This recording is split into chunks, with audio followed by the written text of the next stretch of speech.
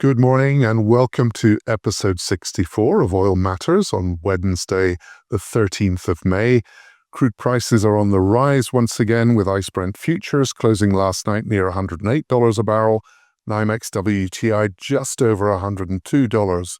Physical prices are even stronger, with North Sea dated closing in on $111, while both Russian Urals delivered prices into the west coast of India and Brazilian 2P delivered to Shandong, trading near $115 per barrel. M1 minus M3 backwardation in Brent futures has come off since late April and now stands close to $8 a barrel, but long-dated prices remain resolutely in a $75 to $80 per barrel range, compared to the $65 that prevailed throughout 2025. The market is now gradually transitioning to the reality of a long-duration disruption to Strait of Hormuz export flows, as a US-Iran peace deal now looks a remote prospect.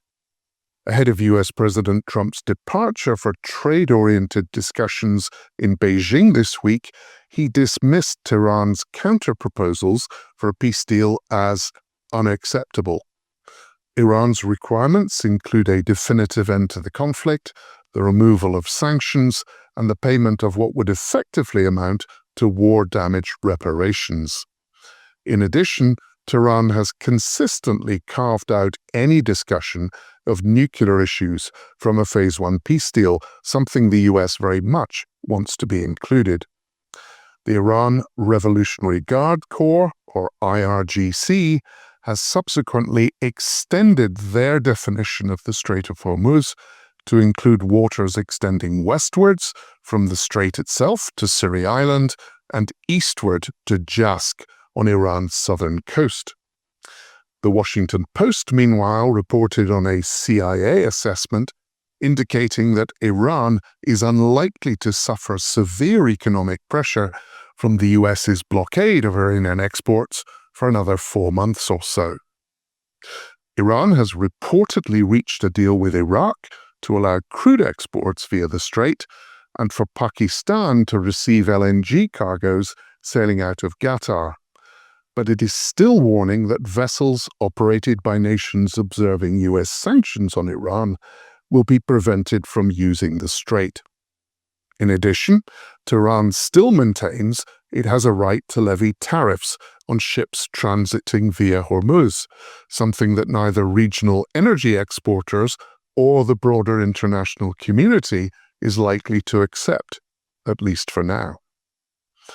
As much as anything, international acceptance of tariffs on shipments via the Strait of Hormuz would set an unwelcome precedent for even larger cargo flows that move via other maritime choke points, such as Bab el-Mandeb in the Red Sea and the Straits of Malacca in Southeast Asia.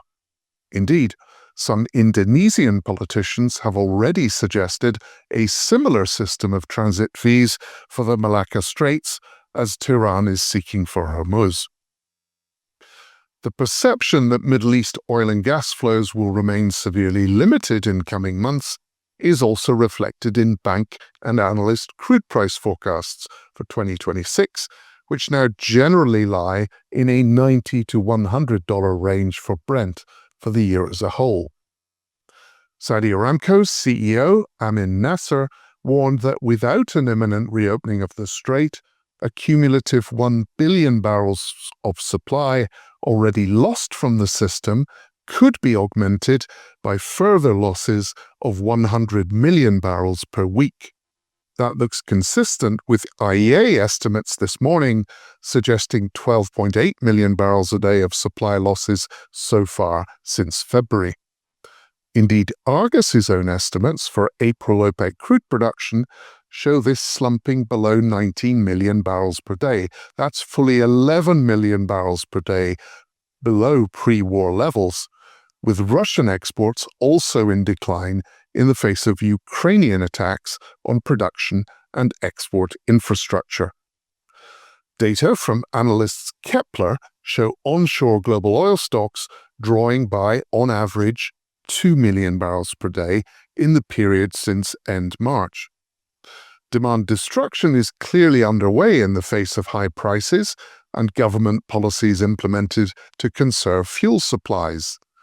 Nonetheless, concerns are rising over just when during the summer minimum operating stock levels will be hit in consuming countries if Middle Eastern exports remain compromised. Ultimately, this tightening of global oil supplies has to drive prices higher, potentially bringing with it inflationary and ultimately recessionary pressures. Those were evident in this week's US April CPI inflation reading, which surged to a three-year high of 3.8%. Alongside steadily rising Treasury yields, the prospect of central bank tightening ahead could undermine a hitherto bullish view of the market from equity investors. These are indeed straitened times in every sense of the term. That's all for this week, but please check out Argus Global Markets and Petroleum Argus on Friday for all the best in pricing, news, and analysis. Next week, I hope to see some of you at the Argus Rio Crude Conference, and keep an eye out also for Argus Consulting's latest oil fundamentals outlook. See you next time for another Oil Matters from Argus Media.